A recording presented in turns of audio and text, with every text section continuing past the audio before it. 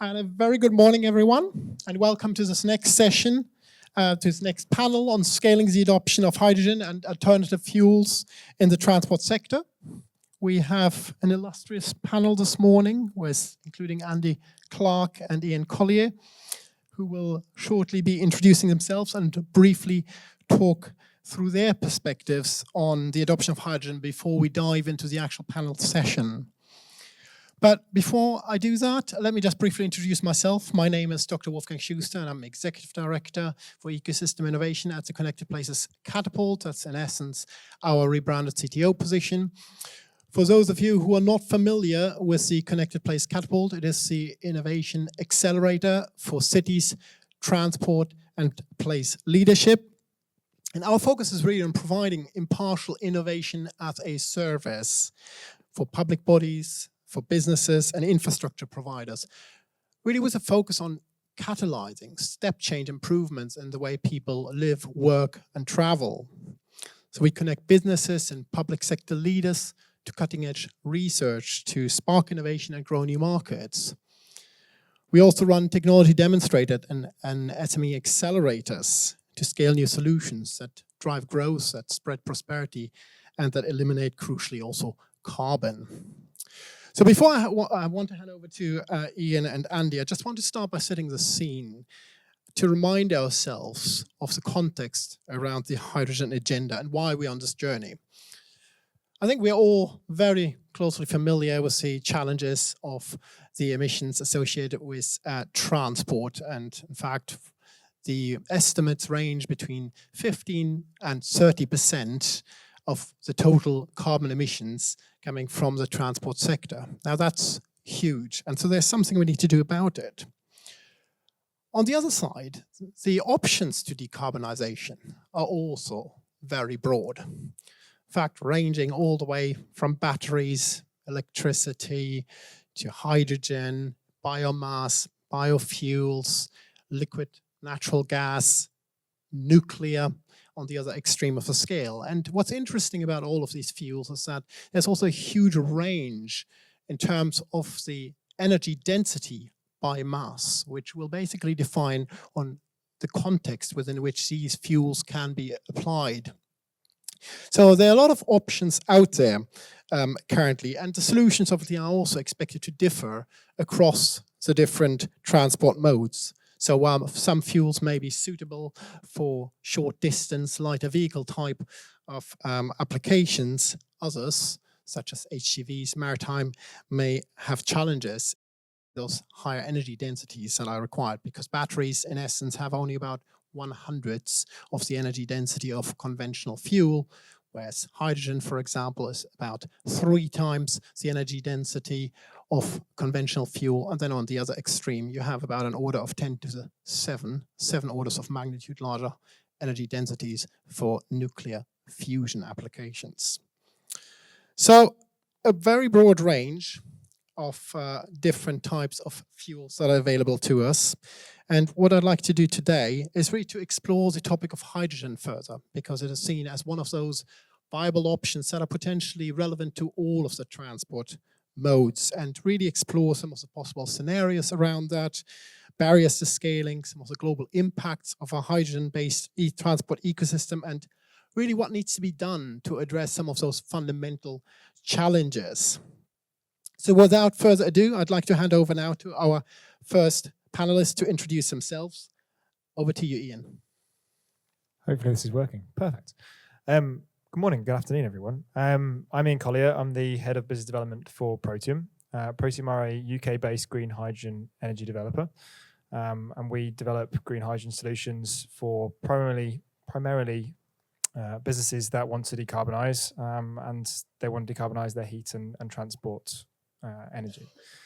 So I guess Protium was started about 3 years ago, 2019, and it was founded by Chris Jackson, and basically he was looking at trying to answer 3 questions that kept recurring. And those 3 questions were, how do we decarbonize the hard-to-abate sectors? How do we incorporate solar and wind? And how do we utilize that to the best possible? And how do we utilize the electron and turn it into a fuel that can be multimodal and can be stored? And he hit on hydrogen, and he did a lot of work with the World Bank. He wrote the first paper on hydrogen for the World Bank, and basically he determined that the hydrogen can answer all these questions, and therefore be really key part of decarbonising transport in the UK and globally.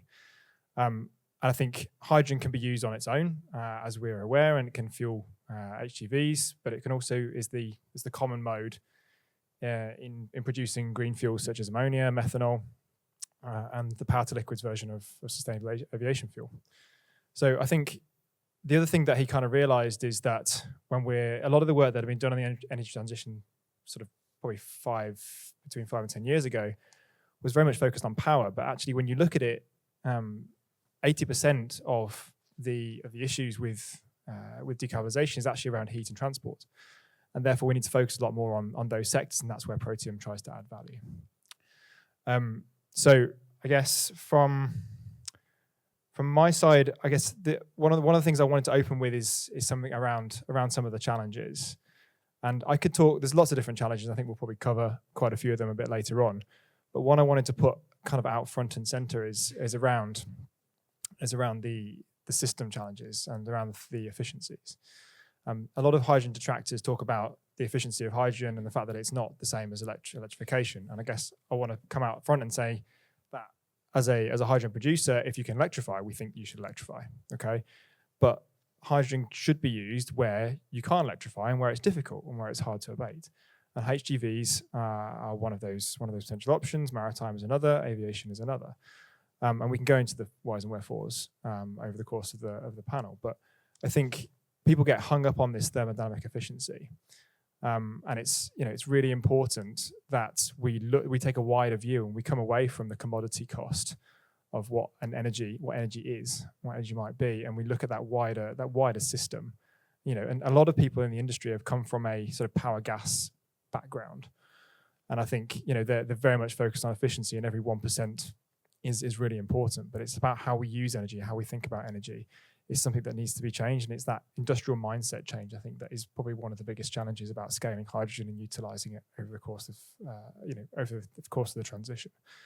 So I think that's kind of my opening piece, and this is where Protium try and add value, and we do some consultative work with lots of different people, and we try and generate production facilities that can support the decarbonisation of transport across all modes. So yeah, that's probably where I pass it back to Wolfgang.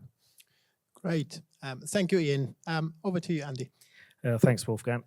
So I'm Andy Clark, the Director for Integrated Transport at Costain, and my background's a civil engineer. I'm quite good at the infrastructure, but transportation going forward, you need to have that link, and it was mentioned in the previous panel, between the energy and transportation. And Costain's actually got a wealth of capability in looking at the whole of the hydrogen life cycle. Both cryogenic hydrogen and gaseous hydrogen. And that's born out of our experience in Costain of being 60 years in the oil and gas industry. And more recently, we're working with 4 of the hydrogen clusters across the UK. And then coupled then with the transportation pedigree of Costain actually can deliver the outcomes that clients are looking for. So across the hydrogen life cycles, so Costain are working in the production area. So we're working at the moment with High Value, which is a collaboration with Welsh Water, to look at how do we capture and produce hydrogen from sewage production. So that's correct. We are looking at the energy and the power of poo.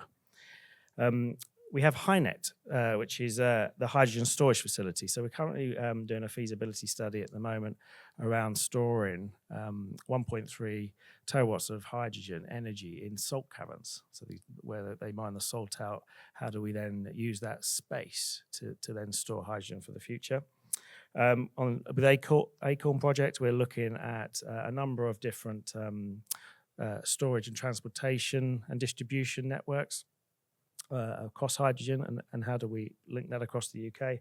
And then finally, with Connected Places Catapult and ATI, how do we then, what's the end user look like? And looking at the HGVs and maritime and aviation on how that looks like. But there's one thing that for me, it's around how do we work together. There's not a single organization in the world who's got the solution to this. We have to come together, some of the great minds across the UK, to deliver this program and make hydrogen a reality. It is in its infancy. Some bits are progressing, but we have to look at it as a system from production through to consumption, and how we do that together. And there are some, we have done a lot of work recently with the British Aviation Group, looking at, and working with CEFI, what are the standards needed? And actually, if you look at the standards in hydrogen, I think there's 533 different hydrogen standards. 20% of those can quite easily be transferred across into the aviation industry. So let's not start with a blank sheet of paper. Let's take what we have got and then pivot and adapt what we've got to suit the market needs. And then we're not always starting from a blank sheet of paper. And I think the other thing around hydrogen is around looking at actually how do we break down some of the public perception around hydrogen. And I've got a hydrogen car, and it's interesting some of the comments you get when you're driving it around. But we could talk about more of that in a minute. But one thing my request from today is that whatever business you're from, if whatever part you don't think you can part of the energy sector, if you're part of transportation or whatever, let's start thinking about actually how can you help the UK transform quicker into a hydrogen economy and develop the UK into a net zero economy. Thank you. Great. Thank you, Ian and Andy. I just want to perhaps start, in order to get the conversation going, with exploring a little bit the possible scenarios, what they may look like. So, Ian, you mentioned, obviously, where you can electrify, you should electrify. So, what transport is it not going to be easy to electrify? Is a case closed for some modes of transport, like for HGVs, trains, maritime aviation? And if it is, what will hydrogen play as a role as part of these transport systems? Sure. Thanks, Wolfgang. And Andy, please come in and chip in as and when you want, because I know we've got sort of overlapping experience. So I think it's important to note that hydrogen can play a role and a foil for electrification. I think they can work together, and there are some sectors where electrification makes absolute sense, even in the transport industry. And that's very mainly around the light vehicles, but it gets to a point where you get, your infrastructure and your battery weight and other bits and pieces gets too heavy, and your energy demand gets too high. That means that you just can't do that with electrification. Some of those sectors I've already mentioned, but HGVs, not all routes, but some routes, and we can go into what might be important and what might not. Maritime, off-road vehicles, aviation are all certain sectors. So maybe we delve in one by one, and we can just go through some of the pros and cons. So I've mentioned HGVs a few times. I can start there. From our perspective, this actually comes down to making sure you're looking at the right, you're analyzing the system correctly. So, for example, you might have two routes. One route might be weight constrained, and one route might not be.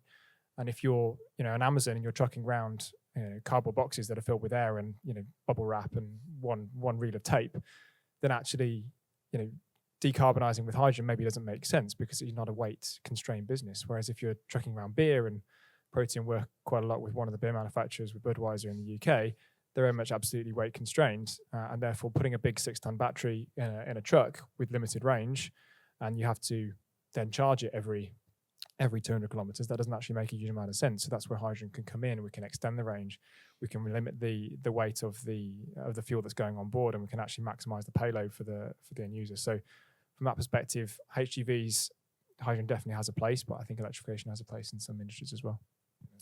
Yeah, to add to that, I would say, so for aviation, if you look at the business case, so if you think about how long it takes to charge your car if you've got an electric vehicle, and you think then around electric flight, bigger battery is going to take more juice to charge it up. When we were doing the hydrogen piece, we looked at what's the turnaround time of a hydrogen aircraft? And we got it down to, based on today's standards and today's technology, around 90 minutes. Now, if I went and spoke to a Ryanair or an EasyJet and say you've got 90-minute turnaround times, they're going to have their business models sort of dead in the water. Electric charging is even longer. So I think what we need to do is to look at actually what are the business models that some of the industries have got, and say actually how are we going to get the consumer, whether that be another business or the members of the public, to want to buy the technology and that we are developing. The other things, it could be around the going back to thinking about maritime. So when a cruise liner comes into, say, London, it has to keep its engine running, because in essence it's a 5,000 bedroom hotel, and it has to keep it stabilized on, has to keep the electricity generating. It cannot plug into the grid. We talked previously about London's grid is pretty saturated, so it can't plug in. So it has massive diesel or natural gas generators with a big umbilical cord. If we change those to hydrogen as an alternative with a massive fuel cell, that could then decarbonise sort of the ships whilst they're standing in port. So there's some quick wins that we can do, but I think we need to look at it more from a point of view of opening our mind to how do we actually use hydrogen or electricity going forward. And there are some very interesting comments that came out of that. One of them was obviously related to that business case as well. So we've touched upon the fact that obviously it's the type of fuel that may be relevant, maybe vehicle dependent, but also use case dependent, but also specifically then delving into a bit more detail, perhaps also user operator dependent. Because if you're talking about a model of Ryanair, that's quite a different model from more conventional airlines. And so the types of fuel that may be relevant to them may be also quite different. So I'd like to explore a little bit more detail the feasibility of the hydrogen at a scale that's required in terms of where we are today, what we know from the different users that require alternative fuels. What are the key challenges, not in terms of just the core technology, but also the market challenges and the business case challenges that organizations are facing? Yeah, I mean, there are many. I think we could start with the challenges of getting, and I speak more from a generation perspective, I guess, in terms of in hydrogen. But there are lots of business models out there, and the government have tried to support some of those. The electrolytic competition being one of them, and the CFD that goes with it. I think in terms of the train of thought. Where am I going with this? Brain has died. I've just come back from Canada. I'm in Canada time. So yeah, I think from a business perspective, there are lots of different bits and pieces that we need to consider, and I think the challenges are around planning of trying to get hydrogen in the ground actually is quite difficult. It's not a short process trying to get the hydrogen in the ground and also get the renewables to back that up. And they're also not linked in terms of timeframes. So you might be able to plan and permit a hydrogen production facility in 2 years, but to get wind it might be 6 or 7, and to get solar it's 4 or 5. So we need to make sure that we manage those challenges. I mean, there's also there's other bits and pieces, the safety challenges that go with hydrogen and the technology challenges that go with it, which I think are really important. And shouldn't be overlooked. There's supply chain challenges, and that's across the board. Whether we're talking about electrolyzers or compressors, whether we're talking about O&M partners that can actually operate these facilities in the back end, whether we're talking about so EPC partners, they don't have a huge amount of experience in hydrogen delivery of these types of facilities. So there are a whole raft of challenges. I mean, Andy mentioned public perception and financing. There's a lot of financing that has to go into the energy transition. It's going to be one of the biggest challenges, ultimately, of trying to get the public sector moving and the private sector moving and get the money in to be able to realise this challenge in the shortest time frame that we've ever done anything. Right? We're talking about trying to realise a transition, the fastest economic transition that we've ever done.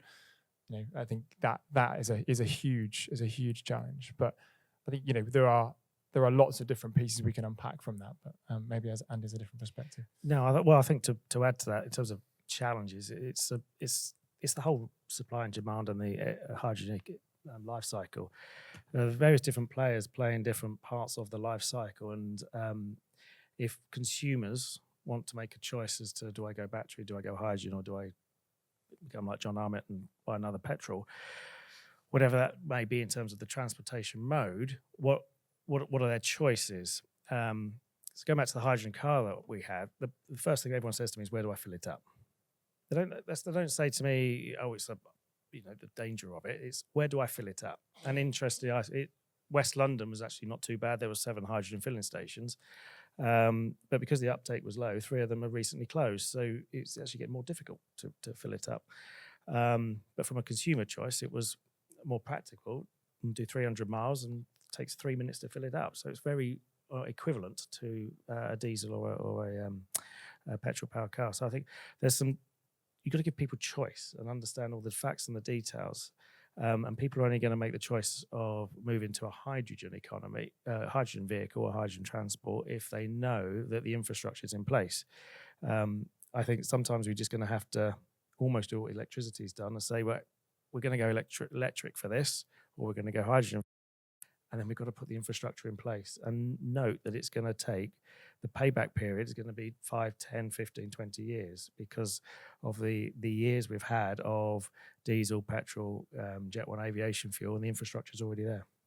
Yeah, and just to add on to that as well, I mean, electrification is 10 years ahead in terms of the journey versus where hydrogen is at the moment. And the infrastructure, there are still infrastructure challenges in terms of charging our electric vehicles, let alone trying to get the infrastructure in place for a hydrogen vehicle. So, we have to make sure that we're making informed choices about what we want to do and the infrastructure we put in place so that people can make those choices. And you can't predict how people are going to, react and how people are going to sort of make their choices. And actually, we often forget that personal piece of how people want to use their technology. And we very much focus, and as I sort of mentioned earlier, on that efficiency perspective, rather than how we utilize things and how we can, how it best fits into our daily lives and our business models if you're the case of a business. And building up on that conversation then, assuming the business cases stack up, is the tech still a challenge in order to scale, obviously, the adoption of hydrogen? I'll go back to something that Jesse said, it's around skills. So there's a whole piece that we need to do across the UK around skills around hydrogen in order to scale it up. So if I went to the market today and asked I'm looking for some cryogenic experts for liquid hydrogen, for storage and distribution for hydrogen aircraft, there are going to be very few people with that sort of skill set on their CV. So I think we need to be, in order to get to the technology and to understand the issues, we need to be really focusing on putting hydrogen throughout the education system and throughout the universities. So as we've got the future generations and the skills, so as when hydrogen is adopted, it doesn't become a barrier to adoption because we haven't got the people there who understand how it works, how it's used. Great. So you're starting to touch upon a key challenge there, in essence, in order to be able to scale the adoption of hydrogen. I'd like to explore the challenge arena a little bit further. Do we actually understand the potential climate risks in moving from a carbon to a hydrogen economy? So, for example, we know that as a byproduct of our hydrogen consumption, we can have water vapor, which is a very potent greenhouse gas. And significant innovation may be required on top of the actual engines to enable us to consume that safely and not inadvertently create further negative impacts on our climate, because water vapor can be as potent, I think, 4 times as carbon dioxide. And we've seen it, for example, in the aviation sector, obviously with contrail formations, that can be a massive issue. And there are engine manufacturers who are trying to address that issue, for example, through making sure that the droplets that come out at the end of the engine are larger and fall down as liquid water rather than being as in a gaseous state up in the air, in the upper atmosphere. So what do you see as being the core challenges? Do we understand those key challenges that we are facing in order to be able to adopt hydrogen safely and make a truly positive impact rather than risking some wider challenges? I'm happy to kick us off. So I think, first of all, you need to consider what type of hydrogen we're talking about. And everyone loves talking about hydrogen rainbow, if we are assuming that we're talking about green hydrogen, then we need to ensure that the electricity that we're getting is from a renewable source to make sure that we're not adding more carbon emissions into the hydrogen that we're producing. If we're talking about blue hydrogen, then we need to consider the methane that is going to be released when you're generating that hydrogen. And Protium are very strong green hydrogen advocates. So again, we need to then consider how we're making that hydrogen. That's the first piece from my perspective. I think then we need to consider how we're developing the infrastructure. So are we developing it in a green way? Are we doing it with electric vehicles? Are we doing it with electric construction? Are we doing it with hydrogen construction? How are we doing that? And what other emissions are we bringing in at that point? I think that's the second piece from my perspective. And then the third piece are the supply chain that we're buying from doing the same thing. So are the electrolyzer manufacturers doing it in a carbon-free way? Are they doing it in a net zero way? Are the compressor manufacturers doing the same thing? Are they buying green steel, for example? Lots of different things. And this is all going to be developed over time. But I think those three things are really important up front. And then, okay, if we then talk about hydrogen and some of the challenges, as you alluded to, hydrogen is a very small molecule. And I think one of the things that we probably don't know enough at the moment is the leakage rates, and we don't have the right tech to be able to, track how much is actually leaking from some of the storage that we have at the moment of grey hydrogen. So I think that needs to be developed so we can understand the impact, whether it's a 10% slip or whether it's a 1% slip. And those two things have very different impacts on what the global So it's really looking at that overall piece, end to end. So this is going back to your point early on about system thinking, bringing all of these different components together. Andy, what are your thoughts on this? Yeah, no, I agree. Definitely a systems approach is needed for looking at hydrogen. I think we do understand the challenges. I think there's lots of reports over the last sort of 2 years looking at hydrogen in gaseous form and liquid form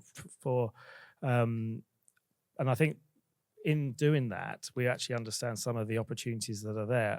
So taking the good point raised on the lightness of hydrogen. So the UK gas network is currently 6 times larger than the electrical network.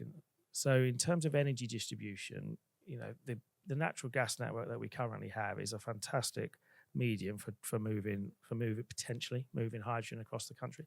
It may not have the right kind of pipe, but that's their things. We understand the challenge. We understand that there might be leakage. So we now got the opportunity now to find out how do we put a solution to that? Where's the bright people coming through to actually help pull those solutions together? So I think we've got a whole raft of challenges.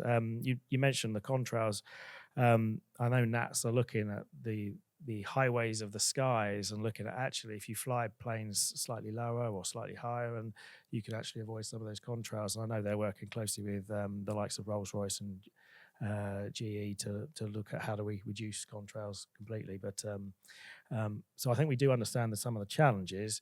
Have we got solutions? No, but that comes back to the point of we've all got to work together to share in our ideas so as we can develop the better solutions. Yeah, and talking about contrails could potentially be good during the day to reflect, obviously, solar radiation back into space. But obviously at nighttime, they create all the more of a challenge. So the solutions may also vary, and it could mean that we may have to adopt our business models, in essence, potentially as well as a mechanism to consuming a certain type of energy, but linking it in back to this overall system thinking approach and truly understanding what does it mean in terms of behavior change and business operating models that can also be part of the solution in the transition towards decarbonization. So on that point, I'd just like to explore the topic of collaboration a little bit more, because obviously the different transport modes all face relatively similar challenges in some sense up to a point, especially when it comes to obviously the supply chain, supply and the storage of alternative fuels. How do we make sure that we collaborate across the modes better and avoid repeatedly reinventing the wheel and having the same conversations going from one conference to another conference? Because I have it once in the context of a rail conference, and another time I've got it in an aviation context. How do we bring all of this together to make sure that we truly focus on maximizing the return of investment rather than duplicating efforts across the different modes? I think there, Wolfgang, you've just highlighted the importance of interchange. So, yeah, and you're right. With so many times I've seen it where you talk to different clients and they're setting up their own assets and infrastructure for their own use. Yeah, I'll give you a good example, actually. So I was talking to Heathrow, actually, and about the hydrogen car, and they're like, well, where do we find a hydrogen supply? And I was sitting there going, well, Perivale, it's less than a mile from your front door.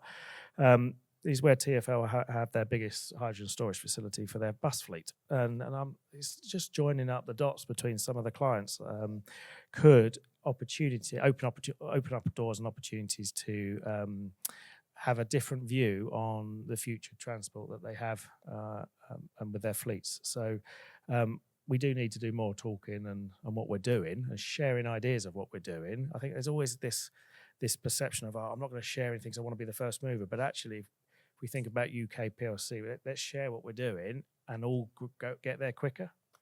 So, Ian? Yeah, no, I think it's a challenge for sure, and I think actually part of that is predicated from the fact that the way the DfT have put together some of the business models and the government have actually siloed a lot of the different modes into their own subsections, right? So there's a carrot for aviation, there's a carrot for HGVs, and there's a carrot for maritime, but actually there's not one that couples them all together. And I think that's actually probably a challenge of the government's own making.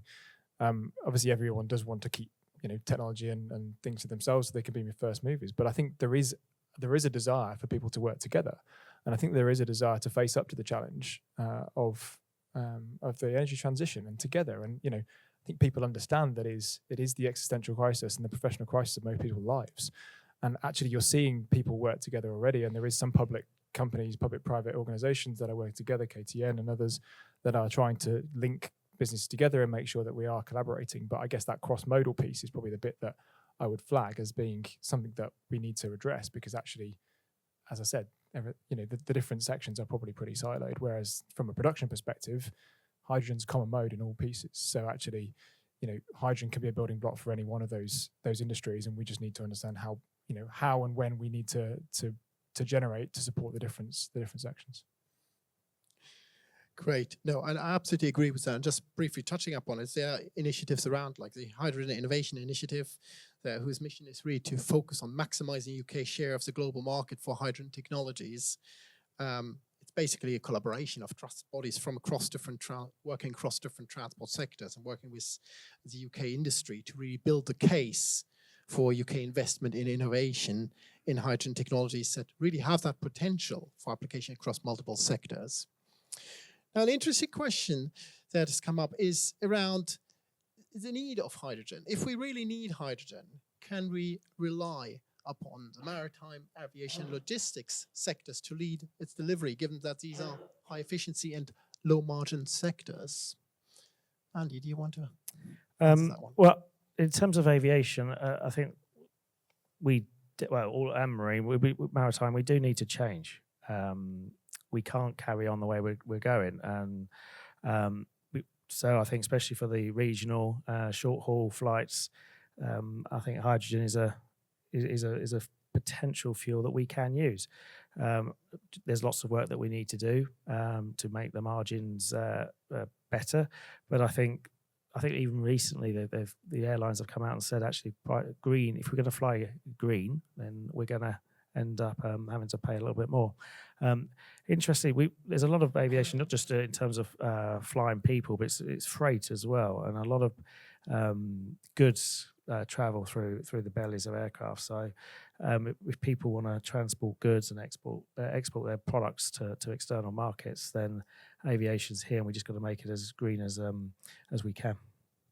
Great, thank you. Any reflections from you, Ian? Yeah, so I think from a sector perspective, I think the private sector is going to drive the energy transition and has to, because the amount of money, as I'd already mentioned, alluded to in terms of finance to make this happen is only going to come from the private sector. And I think those sort of consumer facing businesses initially are probably going to be at the forefront of wanting to change, and aviation is there because ultimately people want to fly green. It's around how we can support their choice to do that.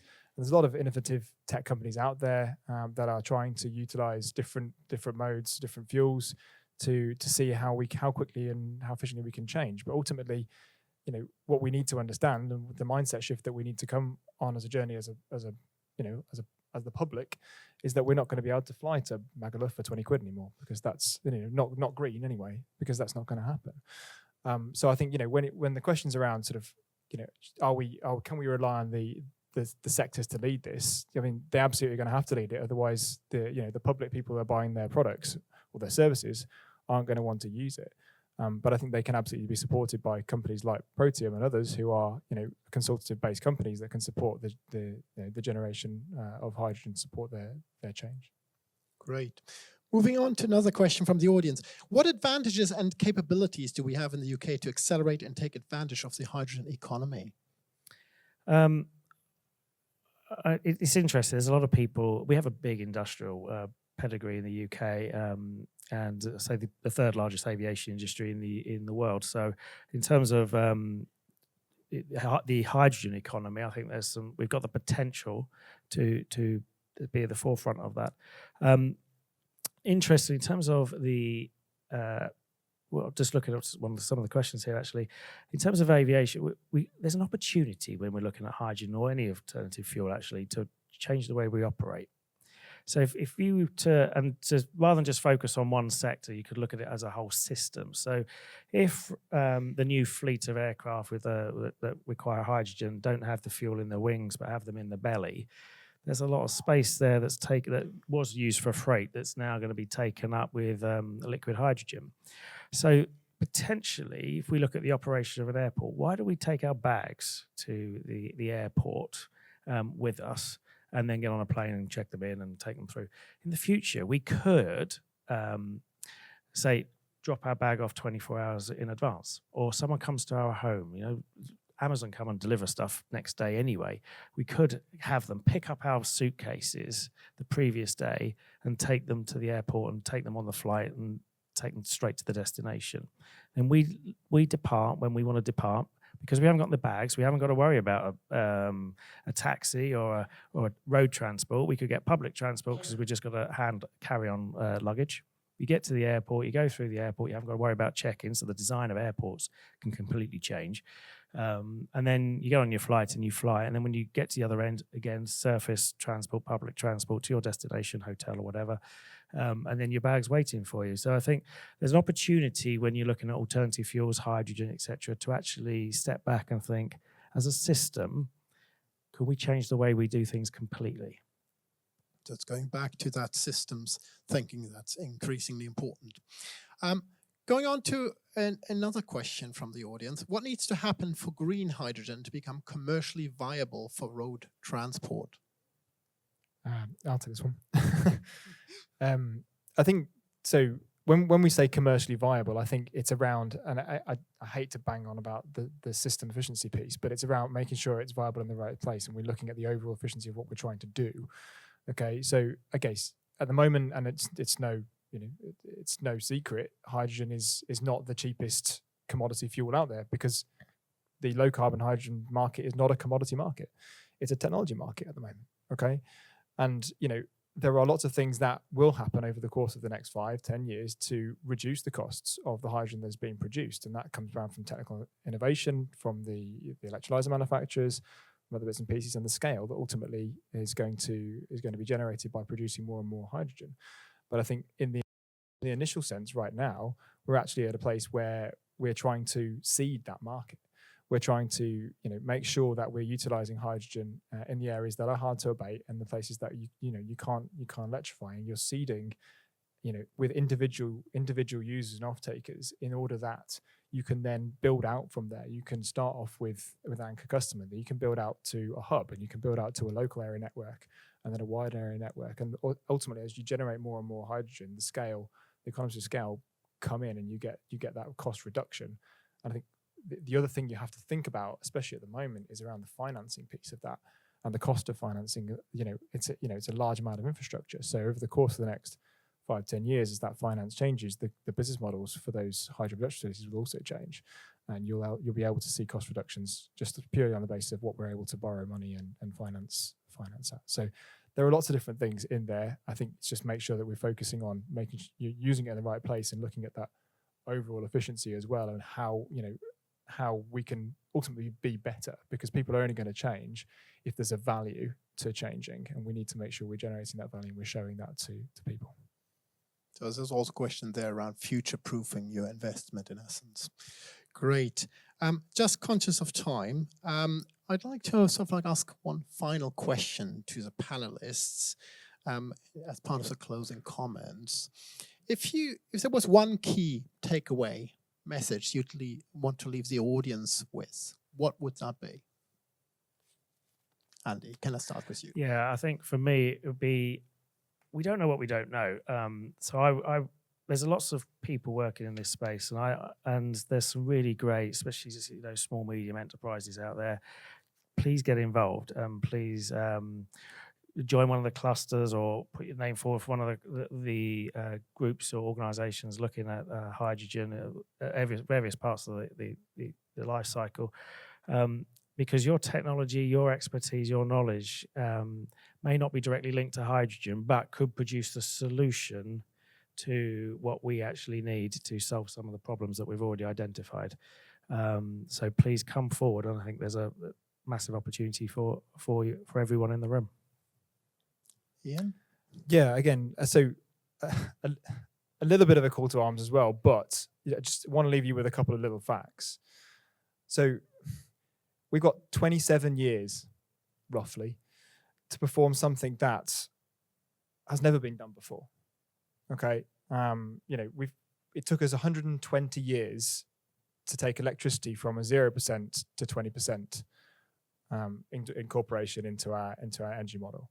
We've got to go from arguably 20% renewable energy to 60% in less than 30 years. Okay, and that is a huge, huge challenge. Okay, so I just wanted to leave you with those couple of little points. But in terms of one of the challenge and one of the piece more specifically to what you asked, I guess, I think the UK and probably the wider world lacks a global, or lacks a coordinated strategy, hydrogen strategy for transport. I think that piece, if we can get that piece sorted, and it comes back to making sure that we're not siloed, I think that will absolutely help focus the minds and focus the businesses and the people on how we want to use hydrogen going forward, and make sure that we are driving all in the same way. Thank you. And I'd just like to add to that as well, from my perspective. I think it is really important that we better align initiatives across sectors, but also across countries, and really learn from others to really bring people together to accelerate innovation in the space, because the pace at which we need to move, as you've both highlighted, is absolutely astonishing. And to be able to achieve that is only possible if we really truly collaborate and work with each other, rather than saying we need to be first. We are working as a silo. So with that, I'd just like to thank you both for a very interesting panel discussion. And I believe it's now over to lunch. So thank you very much. Thank you, everyone. Thank you.